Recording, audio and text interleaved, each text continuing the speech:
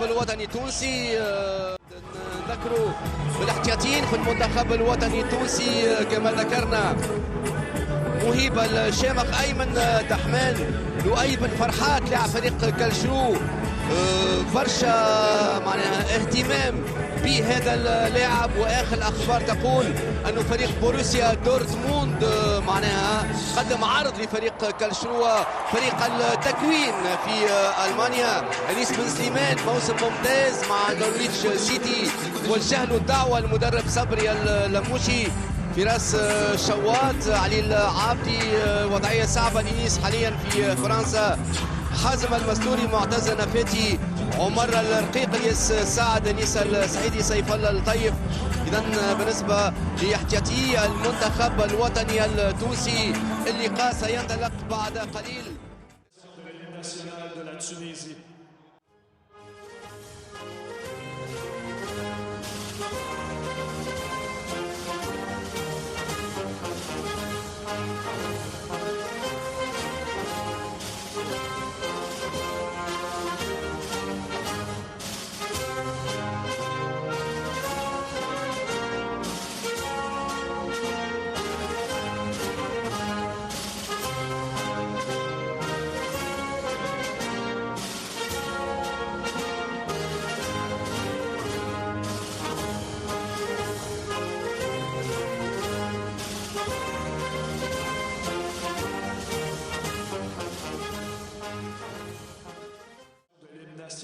دايسي.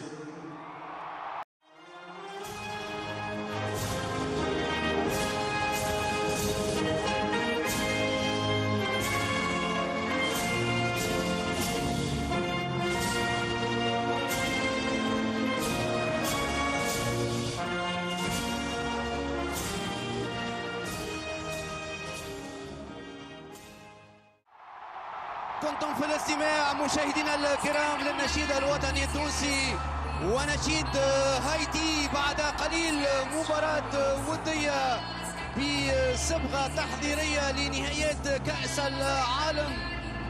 أكيد المدرب صبري اللموشي تجربة عديد اللاعبين اللي عمرهم تقمصوا زي المنتخب الأول في ظل الغيابات في التشكيلة، في ظل ايضا طريقه تكتيكيه المدوخات وقناعات المدرب صبري اللموشي واختيارات المدرب صبري اللموشي اللي عنده موتيفاسيون كبيره لتحقيق النتائج الايجابيه مع المنتخب، بدايه بكاس العالم ثم الكان 2027 وطموحات المدرب صبري اللموشي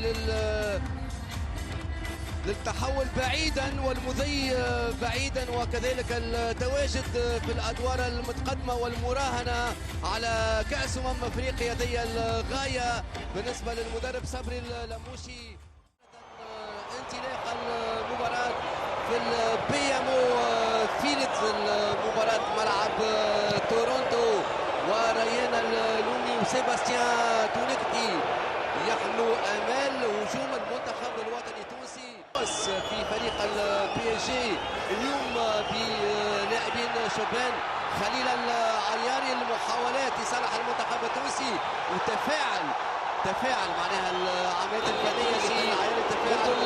بدايه نشوفوا خليل العياري بفنيته بمهاراته الفرديه اللي خلى سيباستيان تونكتي من جديد. تبقى الكرة لصالح المنتخب الوطني التونسي. خليل العياري والكرة اسماعيل الغربي ننتظره في التنفيذ. قد يقترن معناها حسن توظيف مثل الكرة تصويبة فوق المرمى، إعادة من جديد لتفاعل جماهير المنتخب الوطني التونسي هنا في البي ام او ستاديوم. كرة لباسيوس لاعب ناشفيل، ومن جديد المنتخب التونسي محاولة والهدف الأول المنتخب الوطني التونسي ممتاز. سيباستيان تونكتي تونسي. إذا التسجيل والفرحة لعناصرنا الوطنية والمرور إلى الأسبقية في البطولة الاسكتلندية. تابعوا المحاولة وتابعوا تسجيل وتابعوا أحداث الفارق بالنسبة لسيباستيان تونكتي. يسعى للبروز مع المنتخب الوطني التونسي. إسماعيل الغربي، سيباستيان تونكتي، مباشرة أحداث الفارق للمنتخب الوطني التونسي. أحداث الدقائق الأولى من أخذ الأسبقية منذ البداية في هذا اللقاء. الكرة حاليا في وضعية هجومية لويسون إيزيدور، لكن خلال الكرة ممتازة. المنتخب الوطني التونسي والمحاولات وفرصة مواجهة آخر بتركيبة مغايرة في أول مسافحة للمدرب صبري لموشي مع المنتخب الأول. المتابعة لخليل العياري الرجل اليسرى وسجل. ومن جديد المنتخب الوطني التونسي في هجوم خطير، هجوم خطير ينجم يثمر ثاني الاهداف. كرة فوق المرمى، امكانيه التسجيل من سيباستيان تونكتي. كرة ممتازه. شفتم الهجوم اللومي مباشره لسيباستيان تونكتي. كرة للتصويبه الاخيره والمحاولات من اسماعيل الغربي. سيباستيان تونكتي متابعه معناها التونسي. الخروج بالكرة خليل العياري الكنترول، ثم يلقى الحل من جهة اليسار الصخيري. خليل العياري، مراوغة ممتازة من خليل العياري. برشا ايزونس تكنيك لنجم الشاب في كرة القدم التونسية. ومباشرة الكرة خارج اللاعب السابق للملعب التونسي، تحول واحترف في تركيا، كان متواجد في مجموعة المنتخب التونسي في نهاية كأس أفريقيا. كرة خطيرة، كرة خطيرة لمنتخب هايتي. صبري بالأحسن إعادة من جديد والناس من جديد. المنتخب التونسي وضعية تسلل، وضعية تسلل مش هدف، ثم وضعية تسلل من جديد معلنة. الملغى لريان اللومي، وضعية تسلل كالعادة على سرعة خليل العياري. سيباستيان تونكتي، اسماعيل الغربي، وايضا ريان اللومي. من جديد المحاولات لمنتخب هايتي، ونفس اللاعب الخطير جديد. شوفوا السرعة في العودة من جانب لاعبي المنتخب الوطني التونسي. لينكنس مازون المحاولة والإشارة غربي مع سيباستيان تونكتي. سيباستيان تونكتي يختار التصويب والتماس للمنتخب الوطني التونسي الاسماعيلي. ثم الكرة لإيزيدور يسترجعها المنتخب الوطني التونسي. شوفوا السرعة في تجاوز منتصف الميدان. اسماعيل الغربي مخالفة في السرعة، وكذلك في ضغط على الدفاع منتخب هايتي في الأثناء.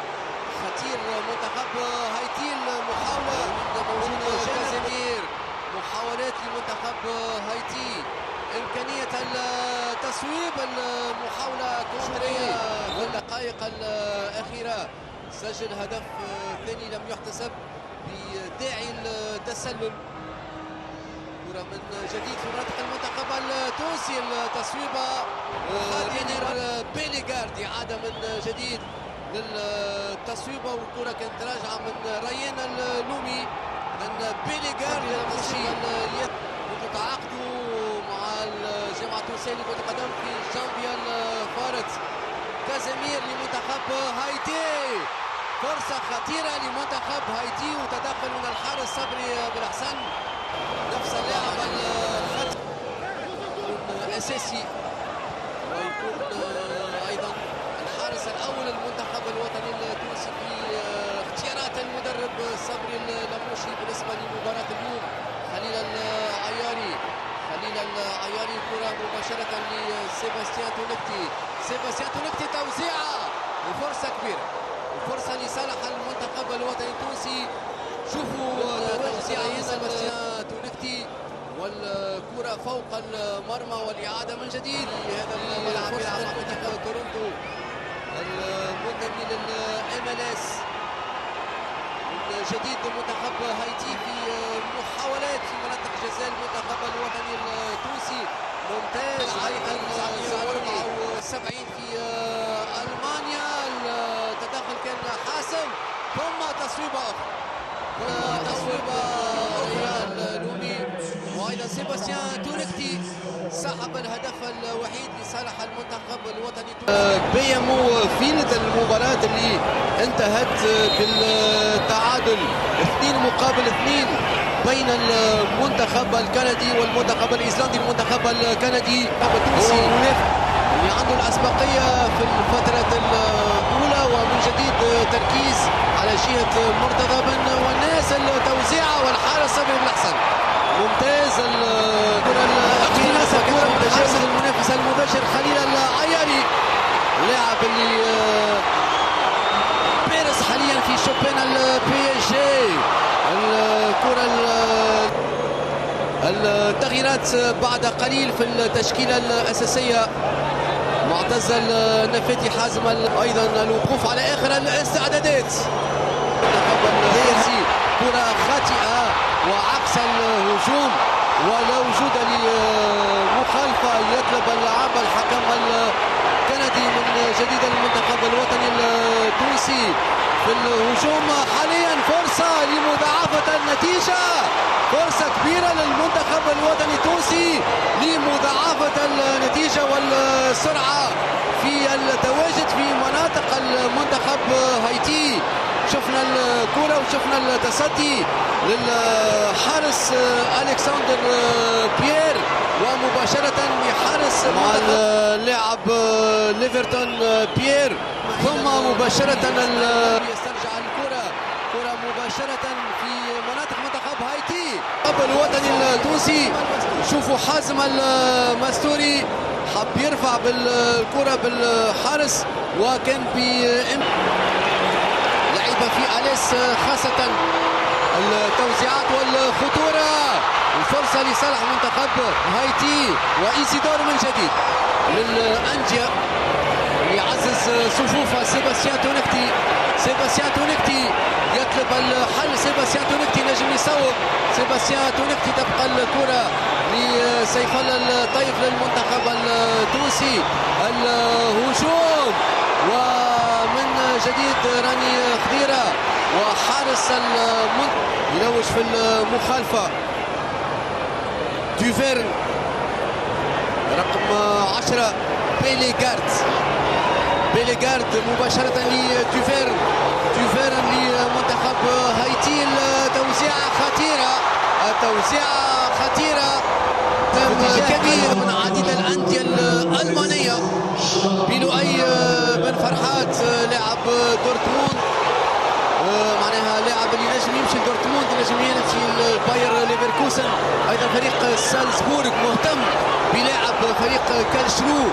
اكثر فريق مهتم هو فريق بروسيا دورتموند والمنتخب التونسي الوديعي وش يسبق التحول لمدينه مونتري للمنتخب التونسي. ايزيدور توصل له الكره ثم التوزيعة هذه المرة للمنتخب الوطني التونسي لكرة القدم. ويعرف جيدا صبري اللاموشي متوسط الميدان السابق خاصة لبارما لإنتر لأوسير. كرة من جديد لزملاء كازيمير. التوزيعة مباشرة الحارس صبري بالحسام. منافسية منتخب البرازيل المنتخب المغربي ومنتخب اسكتلندا من جديد.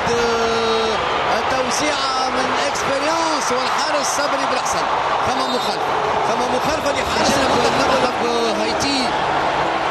شوفوا بروفيدانس يسعى للمونتري. العاشوري كذلك متغيب وحنبع المتغيب. كرة لصالح المنتخب الوطني التونسي وفي الأخير رقم 17 دالي جون جاك يبعد الكرة.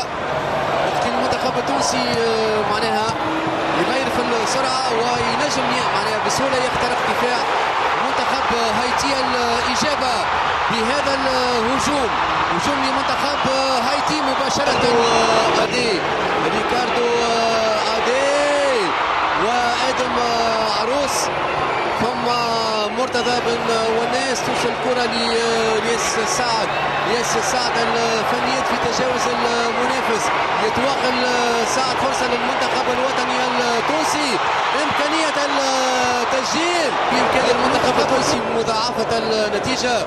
نشوفوا سيف الله الطيف، ثم كذلك تواجد معتز النفاتي، موقف أيضا حج محمود، ثم الياس السخيري والنفاتي يرجع اللاعب اللي تمر عبره كل الكرات. وضعية تسلل، وضعية تسلل المدرب سلل اللموشي بقائمة فيها عديد التغييرات.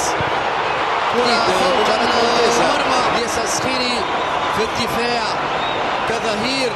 اليوم لعب الرول نتاع صنع العاب، نتاع ايضا صنع العاب امام الدفاع. الهفوه هفوه هفوه هفوه وكره على القائم، كره على القائم. اصعب التشكيله كبيره في كاس النازل، والمحاوله على القائم التصويبه الراسيه. يبقى المنتخب الوطني التونسي متقدم هدف مقابل سنتي، يتحسن برشا ويسعى للتألق مع لقاءات في تورونتو كذلك في فانكوفر. كرة مباشرة لسيف الله الطيف، أيضا مردود ممتاز مع دخوله في الشوط الثاني. الإشارة إذن ثم هفوة والتدخل الأخير والكرة والمشرف على المنتخب التونسي لكرة القدم المتابعة والتألق للحارس. الحارس يفسخ الهدف ثقة المدرب صبري اللموشي. إذن مشاهدينا الكرام، ينتهي اللقاء بفوز المنتخب التونسي.